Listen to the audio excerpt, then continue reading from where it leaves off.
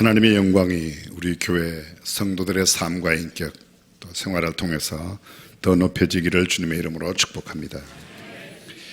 우리의 인생길에는 원하든 원하지 않든 반드시 어두운 밤이 올 때가 있습니다. 질병이라는 밤이 있는가 하면 이별이라는 밤이 있고 좌절과 절망의 밤, 가난의 밤, 수많은 어두운 밤을 인생에서 만나게 됩니다. 우리는 그 밤을 애써 피하려고 할 때가 많습니다. 가능한 한 나의 인생에는 밤이 오지 않기를 간절히 바래왔고 지금도 바라고 있습니다. 우리가 바란다고 해서 인생 가운데 어두운 밤이 찾아오지 않는가? 그렇지는 않습니다. 어두운 밤은 어김없이 우리를 찾아왔고 지금 어쩌면 만나고 있고 혹시 오늘까지 만나지 않았다고 해도 내일 그 밤이 우리에게 얼마든지 올 수 있습니다. 지난 시간들 속에서 어두운 밤을 경험하신 분도 있고 어쩌면 지금 밤중을 지나고 있는 분도 계실지 모르겠습니다. 하지만 밤이 오지 않으면 별은 볼 수 없습니다. 별이 뜨지 않는 인생이란 죽은 인생이나 마찬가지입니다. 그 누구도 밤을 맞이하지 않고서는 별을 바라볼 수 없는데 밤이 지나지 않고 새벽이 올 수도 없다는 사실을 기억한다면 밤도 우리에게 필요하다는 사실을 우리는 깨닫게 됩니다. 아름다운 꽃도 밤이 없으면 피어날 수 없고 밤이 없으면 열매도 없습니다.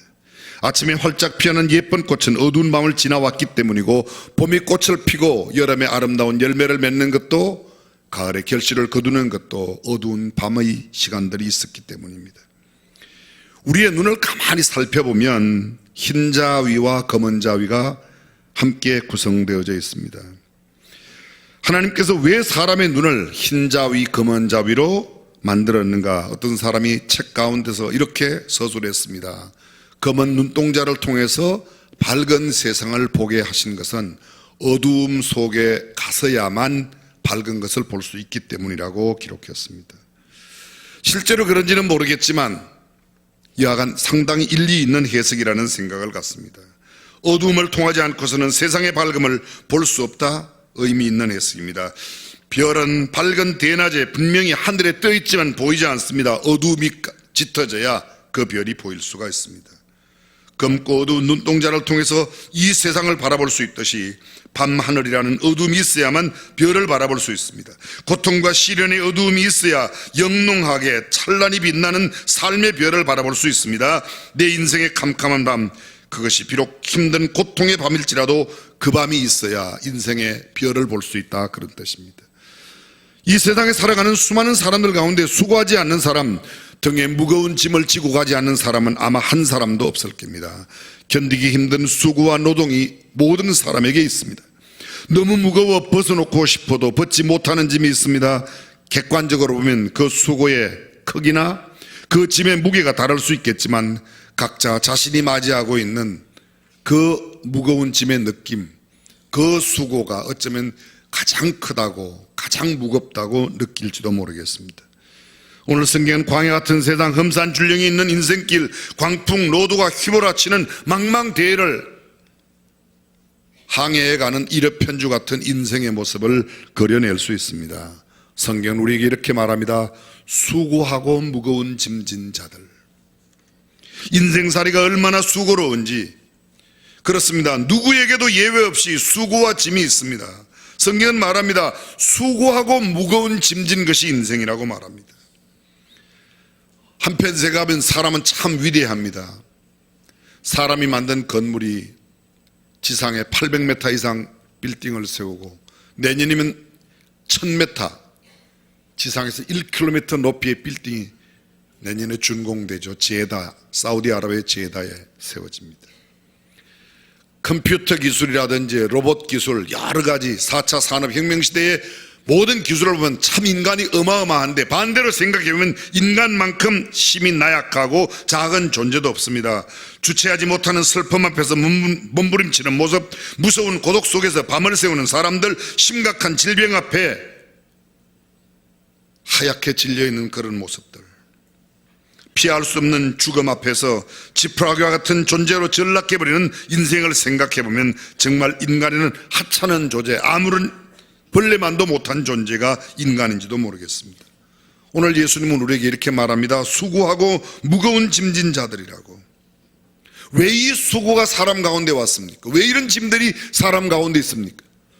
창세기 1장 26절 27절에 보면 하나님께서 처음으로 사람을 창조하시고 그들에게 복을 주시며 너는 생육하고 번성하고 땅을 차지하고 정복하고 다스리라고 그렇게 말씀하셨는데, 이런 복받은 인간들이 수고와 고통 가운데 사는 이유가 무엇입니까? 성경은 간단하게 말합니다. 죄 때문이라고 말합니다. 한마디로 말하면 하나님의 말씀대로 살지 않고 하나님으로부터 멀어진 삶, 하나님의 말씀을 저버린 삶입니다. 창세기 3장 16절에 수고라는 단어가 성경에 가장 먼저 등장합니다. 또 여자에게 이르시되 내가 네게 잉태하는 고통을 크게 더하리니 내가 수고하고 자식을 낳을 것이며, 범죄한 하와에게 하나님께서 내가 수고하고 자식을 낳을 거다. 그렇습니다. 하나님 아버지로부터 멀어지는 것이 수고의 원인입니다. 누가복음 15장에 탕자의 비유가 있습니다. 집을 나간 둘째 아들, 아버지의 재산 가운데 내게 돌아올 분깃을 주세요. 그리고 아버지를 떠납니다. 아버지를 떠나는 그날부터 그는 고통의 길, 고난의 길, 수고의 길, 무거운 짐스러운 길을 걸어가게 되어 있습니다. 창세기 3장 16절 다음 17절에 보면 이런 말씀이 계속됩니다. 아담에게 이르시되 네가 내 아내의 말을 듣고 내가 너더러 먹지 말라 한 나무 실과를 먹었은즉 땅은 너로 인하여 저주를 받고 너는 종신토록 수고하여야 그 소산을. 종신토록 수고하여야. 종신토록이 뭐죠? 죽을 때까지 수고하는 게 인간이라는 겁니다. 인생살이 하면서 편하게 살 생각을 아예 접으셔야 돼요. 여기까지는 적어도 그렇습니다. 한평생 수고해야만 그 수고의 대가를 먹을 수 있습니다. 120년을 살았던 모세가 그의 기도 가운데서 이렇게 말합니다. 우리의 연수가 70이요 강건하면 80이라도 그 연수의 자랑은 수고와 슬픔뿐이요 신속히 가니 우리가 날아가나이다. 인생의 자랑이 뭐라고요? 수고와 슬픔. 그렇습니다. 화살처럼 쉬 지나가는 것이 인생이라고. 20대, 30대에는 잘 가지 않습니다. 그래서 20대에는 대부분 자기 나이보다 한두 살을 꼭 더 보태요. 근데 50, 60이 되고 나면 점점 나이를 줄이려고 만으로 몇 살입니다. 만으로 몇 살입니다. 몇 월이 되어야 몇 살 됩니다. 꼭 그렇게 표현합니다. 시편 104편의 시편 기자가 말합니다. 사람은 나와서 노동하며 저녁까지 수고하는도다. 사람은 나와서, 모태로부터 나와서 저녁까지, 인생의 황혼의 때까지 일하는 겁니다. 전도서는 말합니다. 해 아래 수고하는 모든 수고가 자기에게 무엇이 유익한가. 전도서 2장 전반에는 보면 수고라는 단어가 거의 한 구절에 한 번씩 들어있습니다. 어떤 구절에는 두 번씩. 11절에 보면 내 손으로 하는 모든 일과 수고한 모든 수고가. 2장 18절입니다. 내가 해 아래서 나의 수고한 모든 수고를, 그 다음 계속해서 수고한 모든 결과를 제가 다 관리하리니 이것도 헛되도다. 이러므로 내가 해 아래서 수고한 모든 수고에 대하여 도리어 마음이 실망케 하도다. 어떤 사람은 그 지혜와 지식과 재주를 써서 수고하였어도 그 얻은 것을 수고하지 아니한 자에게 업으로 끼치리니. 무슨 말입니까? 벌기는 내가 다 벌어놓았는데 돈은 쓰는 사람은 따로 있다는 겁니다. 그게 오히려 내게 짐스럽고 얼마나 어려운지. 성경 계속해서 말합니다. 사람이 먹고 마시며 수고하는 가운데서 심령으로 낙을 누리게 하는 것보다 나은 것이 없나니. 수고하고 많이 벌어 모은 것이 내게 즐거움이 아니라 심령의 낙이, 다른 말로 말합니다. 마음이 평안해야, 내 영혼이 평안해야, 마음에 심령이 낙이 있어야 그것이 참된 낙이라고. 아무리 돈이 많아도 내 마음이 편안하지 않으면 참된 쉼이 없습니다. 전도서 3장은 또 이렇게 말합니다. 사람마다 먹고 마시는 것과 수고함으로 낙을 누리는 것이 하나님의 선물인 줄을. 이 말씀은 굉장히 어려운 말씀이라 제가 뒤에 다시 설명을 하겠습니다. 여러분, 수고가 뭐죠? 제가 사전을 찾아보았습니다. 성경 사전을 찾아보았더니 이 수고라는 단어가 보통의 단어가 아니에요. 첫째, 노고라는 뜻이 있습니다. 노고. 열심히 일한다. 일하는데 애쓰고 힘을 들인다는 뜻입니다. 또 이 수고라는 말이 야곱이 외갓집에 가서 20년 동안 살았던 일을 수고했다고 표현했는데 그 원어의 뜻은 혹사되고 착취당했다. 너무 일을 어렵게 혹사시킴 당하는 것이죠. 아말이라고 하는 히브리어는 근로하다, 힘써 일하다. 근데 이게 매울 신자 고통받는 고자. 아주 인생의 고통이 너무 맵고 힘들다, 그런 뜻으로 썼습니다. 인간적인 경영의 헛됨에 대하여 인용되고 비관적인 인생은 수고한다, 그 말은 인생의 비관을 이야기할 때 쓰는 단어라고 이야기하고 있습니다. 바로스라는 말이 있습니다. 이것은 무거움, 무게를 나타내는 말입니다. 수고가 얼마나 내게 무거운 짐인지, 시험의 짐, 노고의 짐, 영어의 burden, 큰 짐이 내게 되는 것, 그것을 수고라고 표현합니다. 또 한 단어가 있습니다. 코포스라는 단어, 친다, 가슴을 친다. 얼마나 그게 나를 힘들게 하는지 내가 가슴을 치며 아주 애잔하게 느끼는 그 고통을 수고라는 단어로 성경이 이야기합니다. 한마디로 나를 매우 힘들게 하는 모든 일들, 그것이 수고입니다. 인생을 살면서 버거운 삶, 가족을 부양해야 하고 자녀를 부양하고 치매에 걸리신 노부모를 모셔야 하고 힘든 직장생활 해야 하고 인간관계가 보통 얽혀있는 게 아닙니다. 때로는 질병 때문에, 다가오는 시련 때문에, 나의 고쳐지지 않는 악습 때문에 이런 것들, 심히 나를 힘들게 하고 지치게 하는 모든 것을 통틀어서 수고라고 그렇게 말합니다. 인생의 수고, 다시 말하면 수고로운 인생, 너희는 내게로 오라고 주님 말씀합니다. 무거운 짐. 18세기까지 1700년 됩니다. 5대양 6대주를 누비며 큰 배들이 다니는데 배가 전복되는 사고가 많이 일어나는 겁니다. 처음에는 그게 왠지를 몰랐어요. 근데 짐을 너무 많이 실어서 전복되는 경우도 있고, 짐을 너무 적게 실어서 넘어지는 경우도 있고, 배들이 자주 가라앉게 되는 가장 근본적인 이유는 짐을 너무 많이 실거나 너무 적게 실었습니다. 그때 사무엘 프림솔이라고 하는 사람이 안 되겠다, 배는 일정 정도의 양을 반드시 실어야만 된다. 그래서 배를 만들고 배 중간에다가 노란 선이나 하얀 선을 그었습니다. 이걸 프림솔 라인이라 그렇게 말합니다. 다시 말하면 적재 한계선이라고. 요 배가 요만큼 잠길 만큼만 짐을 실어야지 더 깊이 들어가도록 잠기면 넘어진다. 요게 너무 위로 올라와도 넘어진다. 그래서 평형수라는 것 들어보셨죠? 전에 세월호 이야기할 때 평형수, 짐을 가벼운 걸, 부피는 큰데 가벼울 때는 물을 채워서 배가 그만큼 들어가게 하고, 무게가 무거운데 그럴 때는 물을 덜어내고 무게를 낮추어서 그 짐의 무게로 배 균형을 맞춘다는 겁니다. 이 평형선, 소위 적재 한계선, 이것을 잘 맞추어서 이걸 프림솔 라인 또는 적재 한계선이라 그렇게 말합니다. 인생도 마찬가지입니다. 내가 감당할 수 없는 너무 무거운 짐을 지게 되면 인생에서 쓰러지게 됩니다. 인생에 짐이 없었으면 가벼웠으면 좋겠다, 꼭 그렇지도 않습니다. 너무 무거워도 되지 않고 너무 가벼워도 되지 않습니다. 사람마다 자신의 짐을 내려놓고 쉬기를 원하지만 다 내려놓는다고 쉬워지는 게 아닙니다. 찬송가 가운데 내 모든 짐, 내 모든 시험, 무거운 짐을 주 예수 앞에 아뢰이면, 내 모든 괴로움, 닥치는 환난 주 예수 앞에 아뢰이면, 마음의 시험, 무서운 죄를 주 예수 앞에 아뢰이면. 그렇습니다. 모든 사람들은 짐을 지고 있습니다. 짐 없는 사람이 아무도 없습니다. 가장 우리에게 다가오는 짐이 뭔가? 성경은 이야기합니다. 율법의 짐이라고 그래요. 율법의 짐. 율법이 뭐죠? 성경이 말하는 율법이 뭐예요? 율법은 딱 두 가지밖에 없어요. 하라, 하지 말아라. 하라는 걸 하지 않으면 죄고, 하지 말라는 걸 하면 죄입니다. 선악과는 먹지 말아라, 먹어서 죄인 거예요. 먹어서. 우상 숭배하지 말아라, 숭배하면 죄입니다. 나 외에 다른 신을 만들지 말라, 두지 말라, 두면 죄입니다. 부모를 공경하라, 공경하지 않으면 죄입니다.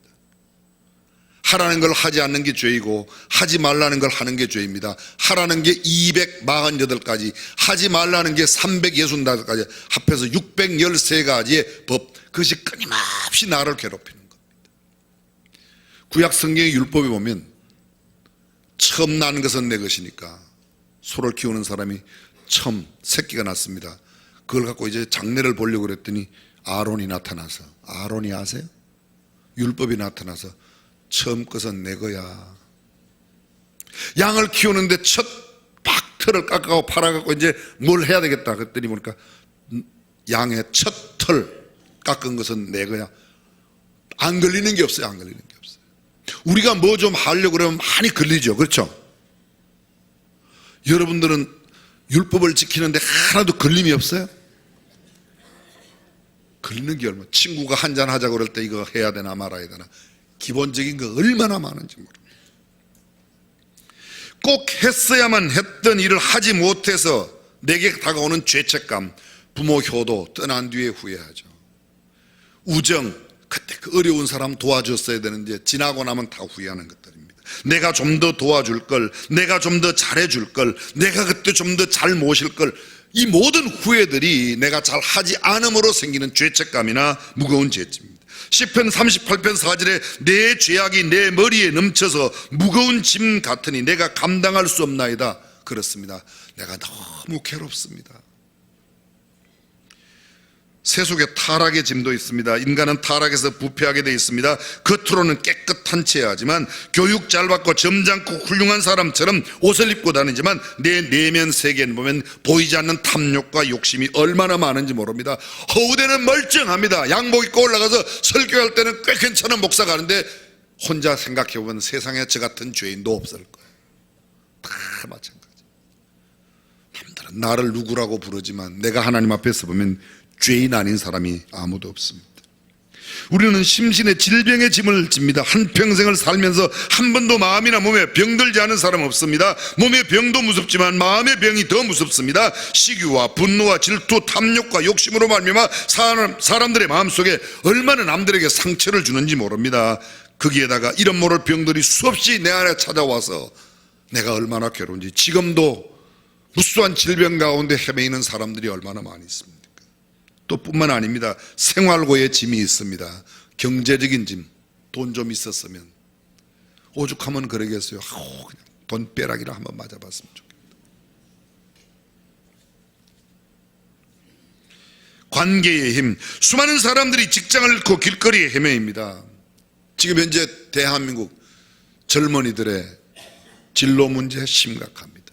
학교의 문제 정말 심각합니다. 입시의 문제, 아담과 하와의 자손들은 저주를 받아 아무리 잘 살려고 노력해도 고통이 쌓이고 괴로움이 쌓이고 어려움이 쌓이는 겁니다. 이 짐을 누가 벗겨줄까? 아무도 벗겨줄 사람이 없습니다. 세상에는 없습니다. 결국은 이 죄의 결과가 무엇인가? 성경은 이야기합니다. 죽음이라고. 그래서 인생은 허무하다, 더덥다, 그렇게 표현합니다. 사람은 죽습니다. 어떤 사람은 죽음을 바라며 자살하는 사람도 있지만 어떤 사람은 그 자살, 그것도 너무 빨리, 내가 어차피 죽을 건데 서둘러서 자기가 그렇게 자살하는 사람이 있어요. 세상에 수많은 사람들이 이 무거운 짐들 때문에 얼마나 많은 스트레스 가운데 있는지 모릅니다. 그런데 이런 수고하고 무거운 짐진 사람들, 오늘 주님께서 우리 인생들을 부르고 계세요. 제가 이 수고하고 무거운 짐진 자들이라는 헬라어 원문을 보았더니요, 조금 표현이 달라요. 수고했다는 것은 능동태로 되어 있고, 짐을 졌다는 말은 수동태예요. 좀 쉬운 말로 말하면 수고하는 것은 내가 수고하는 거야. 무거운 짐은 나와 상관없이 외부로부터 나에게 주어진 짐. 내가 자식이 되고 싶어 자식이 된 게 아닌데 자식이 됨으로 인해서, 내가 아내가 됨으로, 남편이 됨으로, 어려운 환경 가운데 처함으로 수없이 다가오는 이 많은 일들. 그래서 능동적으로 사서 고생하는 고생이 있는가 하면 수동적으로 나는 원치 않는 환경 가운데 던져서 수많은 고생을 한다. 그런데 이 모든 인생들에게 꼭 필요한 게 있습니다. 쉼이 필요한 겁니다. 근데 그 쉼을 얻을 데가 없어요. 오늘 주님은 이렇게 말씀하세요. 수고하고 무거운 짐진 자들아, 다 내게로 오라. 다 내게로 오라는 거예요. 누구든지 오라는 겁니다. 예수께서 우리를 초청하고 계세요. 기독교는 초청의 복음, 초청 자체가 복음입니다. 세상의 모든 종교들은 내가 갈고 닦고 내가 수련하고 내가 도를 찾고 내가 도를 닦아야 된다고 말합니다. 그렇지 않습니다. 기독교는 주님이 이 땅에 오셔서 우리를 건져내시고자 내게로 와라. 그래야면 내가 다 쉼을 주리라. 주께서 우리를 찾아오신 것이 기독교인 줄로 믿습니다. 부름으로부터 시작되는 겁니다. 초청의 복음입니다. 그런데 이 초청을 하신 분이 누구냐가 달라요. 늘 가까이 지내는 친구가 저녁 한 끼 초청할 때 하고, 청와대에서 대통령이 밥 한 그릇 먹자고 초청할 때 하고 복장이 달라지고 마음가짐이 달라져요. 그죠? 청와대에서 불러도 그냥 몸빼바지 입고 스리빠 끌고 가요? 한 사람도 없어요. 옆집에 친구가 오라고 그러면 아이고 나 그냥 이렇게 바지 입었는데 괜찮아 그냥 와. 누가 부르느냐? 이사야가 하나님을 만났을 때 이렇게 말합니다. 화로다 나여 망하게 되었도다.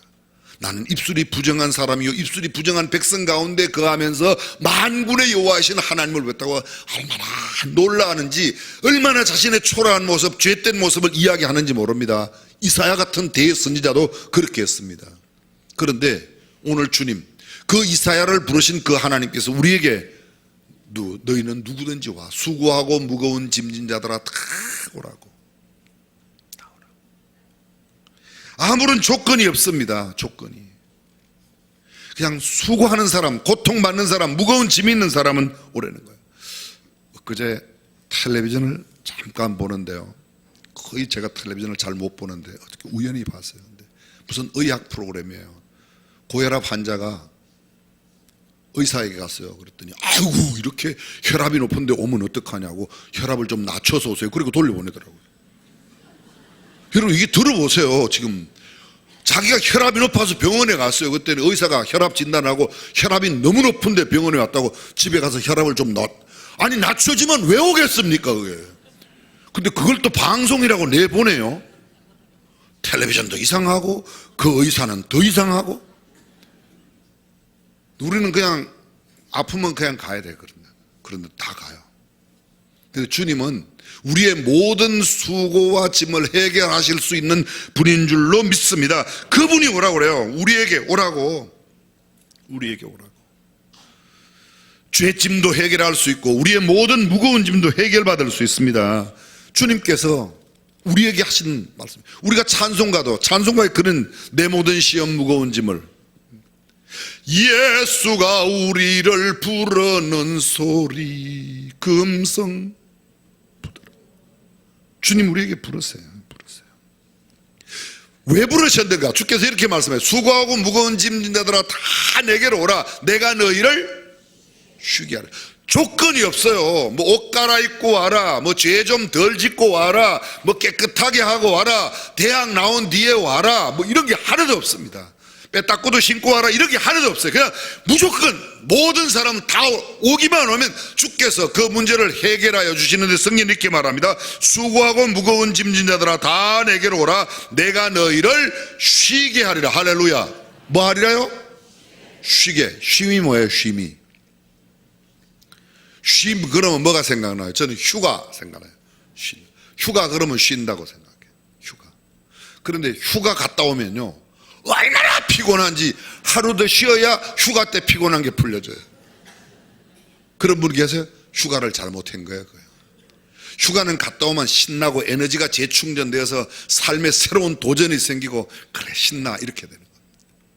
휴가가 뭐 하는 건가? 짐을 덜어내는 거예요. 쉼을 얻는 게 휴가라는 겁니다. 근데 그 휴가, 참된 쉼이 주님께로부터 온다는 거예요. 유럽 사람들은요, 휴가 때가 되면 책을 많이 읽는데요. 특히 독일 사람 경우에, 야 드디어 아무 염려 걱정 없이 내가 책을 실컷 읽게 됐구나. 참, 그래서 휴가를 즐긴다는 거예요. 책 읽는 게 뭐가 휴가예요, 그죠? 근데 그렇게 생각하는 거예요. 우리나라 삼성경제연구소에서 해마다 여름 휴가 전에 휴가 때 읽을 책, 여러분 휴가 때가 되면 꼭 이번 휴가 때는 대통령께서 무슨 책을 읽으셨다 이렇게 나오죠, 그죠? 책 읽는 게 휴식이라는 거예요. 어떤 사람은 휴가 때 집수리를 합니다. 천정수리를 하고 도배를 새로 합니다. 그리고 나서 휴가가 끝나고 나면 그렇게 마음이 시원할 수가 없대요. 죽으라고 도배하고 죽으라고 천정수리하고 집청소했는데 뭐가 그게 안 해요. 그게 평소에 천정수리 안 하고 집수리 하는 게 짐으로 꽉 왔는데 휴가 때 그 짐을 싹 덜어냈어요. 그러니까 휴가를 제대로 한 거란 말이에요. 무슨 뜻인지 이해가 되시죠? 그냥 노는 게 휴가가 아니고 내 마음에 짐되었던 것을 풀어내어야 쉼을 얻고, 쉼을 얻은 사람이야말로 참된 안식, 참된 쉼을 가진 건, 참된 휴가를 가진 것입니다. 근데 그 쉼이 어디로부터 오는가? 주님은 이렇게 말씀하세요. 내게로 와야 된다고. 나는 마음이 온유하고 겸손하니 나의 멍에를 메고 내게 배우라. 그러면 너희 마음이 쉼을 얻으리니 이는 내 멍에는 쉽고 내 짐은 가벼움이니라. 여러분, 주께서 수고하고 무거운 짐을 가지고 우리가 주께 가면 주께서 그 짐을 다 도맡으시는 게 아니에요. 짐을 주님이 다 맡는 게 아니에요. 우리는 짐은 계속 져요. 그런데 쉽고 가볍다는 겁니다. 멍에를 메는데 멍에가 나한테 딱 여기 나는 마음이 온유하고 겸손하니 나의 멍에를 메고 내게 배우라. 너희 마음이 쉼을 얻으니 내 멍에는 쉽고 가볍다. 여기 쉽고 가볍다는 말이 내게 꼭 맞는 거라는 겁니다. 성경에는 없지만 예수님은요 멍에를 그렇게 잘 만드셨대요. 그래서 많은 농부들이 자기의 소나 그 짐승을 데려가면 고기에 사이즈를 딱 재갖고 멍에를 딱 맞추는데 멍에가 딱 맞는 멍에를 매면 짐을 실어도 소가 등도 안 벗겨지고 힘을 써서 제대로 짐을 나르는데 멍에가 맞지 않으면 막 그 짐승도 고통스러워하고 일도 능률도 오르지 않고 그런답니다. 짐을 벗겨주는 게 아니에요. 짐을 꼭 맞게 내가 그 짐을 자 여쭤보겠습니다. 여러분 둘 중에 하나 고르셔야 돼요. 나는 맨날 비실비실해도 좋으니까 하여간 짐만 없으면 좋겠다. 내가 연약하게 살든지 비실비실 살든지 하여간 짐만 없었으면 좋겠다는 삶이 하나 있고 또 하나의 삶은 짐은 있는데 얼마나 내가 건강한지 어떤 짐을 얹어도 짐이라고 생각이 안 돼요. 항상 기쁘고 즐거운 마음이에요. 여러분들은 짐을 지고라도 기쁘고 즐겁게 살고 싶어요. 난 짐은 싫어. 나는 빌빌 살아도 짐은 안 져야 돼. 둘 중에 하나 골라보세요. 무거운 짐이라도 무겁게 느끼지 않고 기쁨과 즐거움으로 지는 삶을 원한다. 1번. 아니야, 나는 절대로 비실비실 살아도 짐이 없었으면 좋겠다. 2번. 둘 중에 하나. 1번이세요? 그게 성경이 말하고 있는 쉼이라는 거예요. 내 짐을 너희 수고의 짐을 가져와라. 너의 수고와 고통과 모든 문제를 가져와. 내가 다 책임질게. 주님은 그렇게 말씀하지 않으셨어요. 성경은 이렇게 말합니다. 너희가 너희의 짐을 지고 너희의 멍에를 메고 누구든지 나를 따라오든 자기 십자가를 지고 나를 따르라. 십자가를 벗어놓고가 아니에요. 내가 자식으로서의 짐이 있어요. 그 짐을 주님이 대신하지 않아요. 남편으로서의 짐이 있어요. 그 짐을 주님이 와서 대신 우리 집에 와서 김춘자 남편으로 주님이 살아주는 게 아니에요.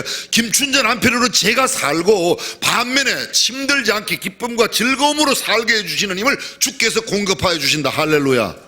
그게 쉼을 주신다는 거예요. 많은 사람들이 내 모든 짐을 주님이 다 맡으시니까 다 가져가셨다. 나는 이제 홀가분하다. 나는 아무것도 안 해도 된다. 아니에요. 나는 여전히 밥을 해야 되는 엄마이고 자식을 돌봐줘야 되는 엄마이고 남편을 섬겨줘야 하는 아내이고 그 아내 직분 엄마의 자리, 내 며느리의 자리는 내가 그대로 지고 가는 거예요. 주님이 언제 여러분 집에 와서 여러분 대신에 며느리 자리 해준다고 성경에 어디 그렇게 있어요? 없잖아요. 없어요. 쉼을 주신다고 그랬어요. 쉼을.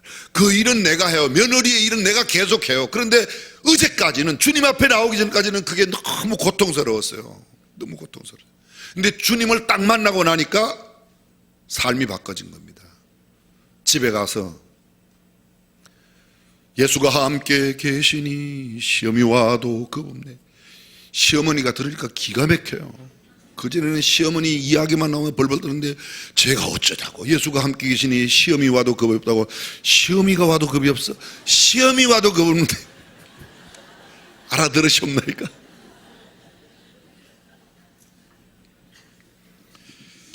제가 시를 하나 찾았어요. 이 시가 내 등에 짐이 없다면 이라는 시인데요. 내 등에 짐이 없었다면 내 등에 짐이 없었다면 나는 세상을 바로 살지 못했을 겁니다. 내 등의 짐 때문에 늘 조심하면서 바르고 성실하게 살아왔습니다. 이제 보니 내 등의 짐은 나를 바르게 살도록 한 귀한 선물이었습니다. 내 등에 짐이 없었다면 나는 사랑을 몰랐을 것입니다. 내 등에 있는 짐의 무게로 남의 고통을 느꼈고 이를 통해 사랑과 용서도 알았습니다. 이제 보니 내 등의 짐은 나에게 사랑을 가르쳐준 귀한 선물이었습니다. 내 등에 짐이 없었다면 나는 겸손과 소박함의 기쁨을 몰랐을 것입니다. 내 등의 짐 때문에 나는 늘 나를 낮추고 소박하게 살아왔습니다. 이제 보니 내 등의 짐은 나에게 기쁨을 전해주는 귀한 선물이었습니다. 짐이 아니죠. 이제는 기쁨의 선물이고 내게 사랑을 가르쳐준 좋은 교훈이었고 그렇습니다.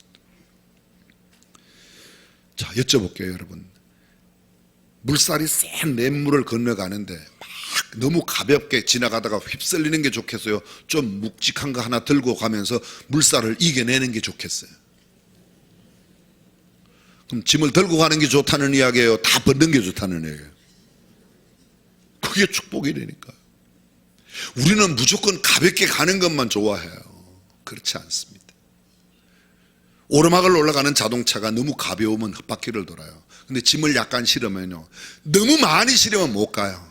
너무 많이 실으면, 너무 많이 들고 가면 물에 가서 쓰러져요. 근데 적당량은 꼭 필요한 겁니다. 그래야 인생을 의미 있고 재미있게 보람 있게 살아갈 수 있는 거란 겁니다. 오늘 주님 말씀하세요. 수고하고 무거운 짐진 자들아 다 내게로 오라. 내가 너희를 쉬게 하리라. 쉬게 하리라. 쉼을 준다고 그랬지, 우리에게 짐을 내가 다 맡을게, 네가 맡은 일 내가 가서 대신해 줄게, 그렇게 말씀하지 않았다는 겁니다. 그렇습니다. 우리에게 주어진 각자의 짐을, 갈라디아서 6장 5절에 각각 자기 짐을 지고, 각각 자기 짐을 지고, 성경은 짐을 지라고 그러지 않습니까? 우리가 예수 믿어서 짐을 벗는 게 아니에요. 죄에 억압된 내 마음이 자유로워지는 것이지, 내가 갖고 있는 직분, 직임, 그건 다 감당하는 겁니다. 우리가 주님께 맡겨야 할 짐은 우리가 마땅히 지고 가야 하는 짐이 아니라 그것에 대한 염려와 근심, 걱정, 내 마음속에 무거운 그런 고통, 이런 것들을 드러내는 것입니다. 빌립보서 4장 6절 우리가 잘 압니다. 아무것도 염려하지 말고 모든 일에 기도와 간구로 너희 구할 것을 감사함으로 하나님께 아뢰라. 그리하면 모든 지각에 뛰어난 하나님의 평강이 그리스도 예수 안에서 너희 마음과 생각을 지키시리라. 금덩이 같은 거는 무거운 거 드는 것도 괜찮죠? 아유, 다이아 그거 큰 거 너무 손가락에 부담되는데 작은 거 하고 싶어요. 좀 큰 게 좋아요. 어떻게 무거운 게 좋을까요? 내 마음이 가벼워져야 가벼운 겁니다. 여기 아무리 좋은 걸 갖다 끼워도 내 마음이 짐이 되면 이거 별로 끼고 싶지 않아요. 그렇습니다. 내가 마땅히 지고 가야 할 짐은 제대로 지려고 하지 않으면서 그것에 대한 염려와 걱정만 하고 있다. 그것이 잘못된 것이죠. 여러분, 닉 부이치치 아시죠? 2006년도에 우리 교회 다녀가셨어요. 이분 두 팔도 없고 두 다리도 없어요. 발이라고는 요게 옆구리에 엄지 손가락만한 발가락 하나만 이렇게 나와 있습니다.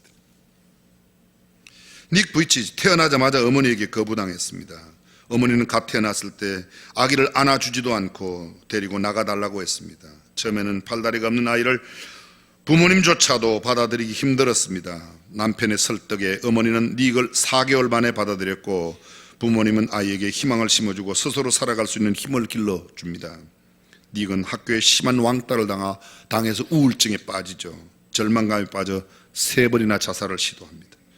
근데 자살의 시도가 모두 실패했습니다. 자신을 이렇게 태어나게 한 하나님에 대한 분노와 자신을 이해해주지 못하는 부모님과 사람들에 대해서 얼마나 씁쓸한 분노가 가득 찼는지 모릅니다. 닉은 그 어려움을 이겨나가면서 삶의 이유를 찾습니다. 드디어 주님을 만나게 되고 그 삶 속에 하나님께서 나에게 왜 이런 장애를 주셨을까? 그래, 장애인도 삶의 희망을 갖고 살 수 있다는 그것을 보여주어야지 생각이 바뀌는 겁니다. 그때부터 이 사람이 달라지는 겁니다. 여러분, 몸통만 갖고 수영을 배워요. 골프를 배워요. 약간 이상한 눈빛이라도 좀 보여주시길 바라요. 이게 어떻게 가능하죠? 근데 그런 것들 다 해요. 결혼했어요. 애 2을 낳았어요. 전 세계에 다니며 삶은 희망이 있다고 이야기하고 있는 겁니다.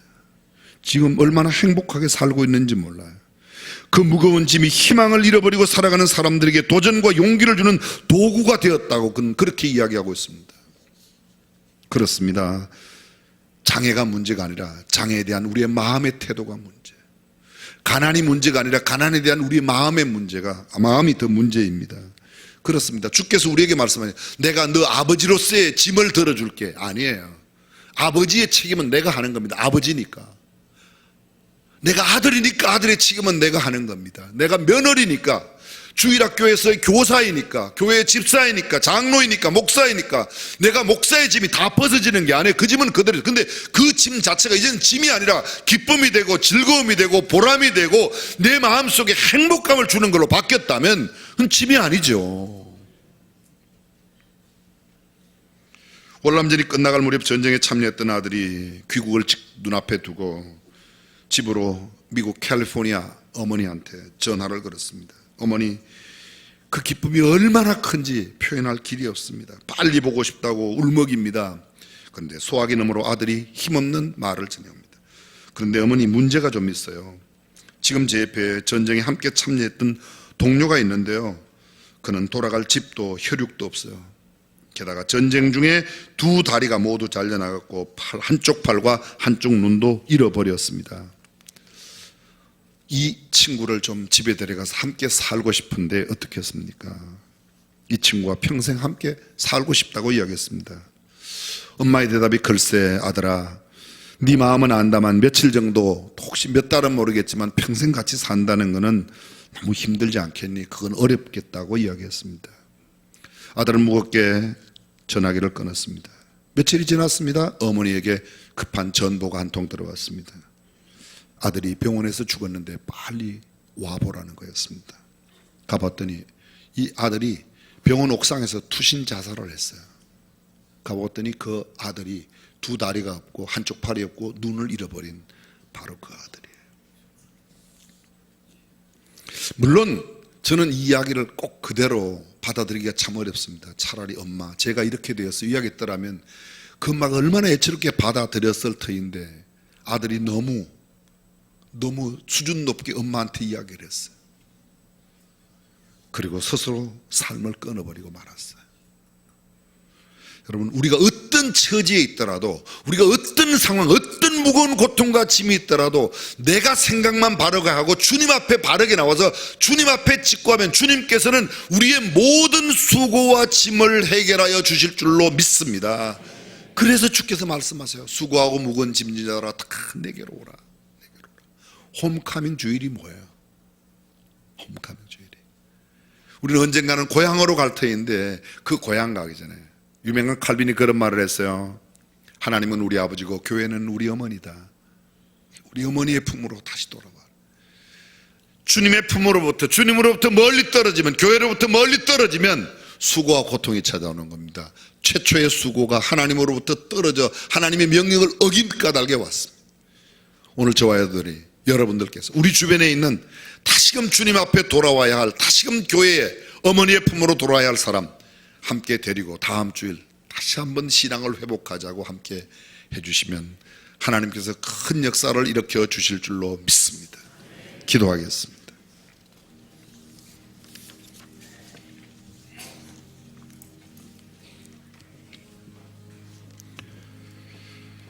전능하신 우리 하나님, 우리 모두가